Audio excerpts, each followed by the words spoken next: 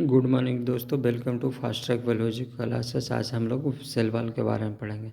Cell wall cell wall क्या होता है? Cell wall non living rigid structure होता है, यानी कहने का मतलब ये बहुत कड़ा होता है। फंगी सेल वॉल बना होता है काइटिन से, एल्गी सेल वॉल बना होता है सेलुलोज ग्लैक्टन से, प्लांट सेल वॉल बना होता है सेलुलोज हेमिसेलुलोज पैक्टिन से। सेल वॉल 3 प्रकार के होता है।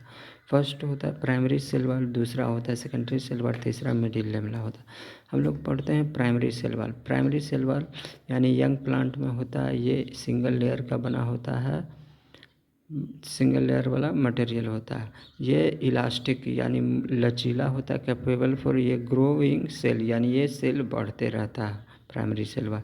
अब आते हैं हम लोग secondary cell wall. Secondary cell wall ये मैच्योर होता है और एक से ज़्यादा लेयर वाला बना हुआ होता है। ये प्राइमरी सेल में एक से ज़्यादा ऐड हो करके और थिक होता, मोटा होता है। ये हार्डर एंड वुड प्लांट यानी ये कड़ा हो बड़ा प्लांट होता है।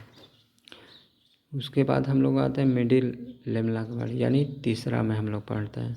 ये एक सेल से दूसरे सेल में कनेक्टेड करता है, उसी को हम लोग मिडिल लेमला कहते हैं। मिडिल लेमला में बना हुआ था कैल्शियम मैग्नीशियम पेक्टेट से। अब आते हैं हम लोग प्लाज्मोडेस्माटा में। ये प्लाज्मोडेस्माटा मिडिल लेमला ये कनेक्ट करता है साइटोप्लाज्म को, और साइटोप्लाज्म यानी कहने का मतलब मिडिल प्लाज्मोडेस्माटा के पड़ोसी होता है साइटोप्लाज्म। ठीक है। अब हम लोग आते हैं सेल वॉल के फंक्शन के बारे में। ये सेल को एक शेप देता है, ये प्रोटेक्ट करता है मैकेनिकल डैमेज से और इन्फेक्शन से भी।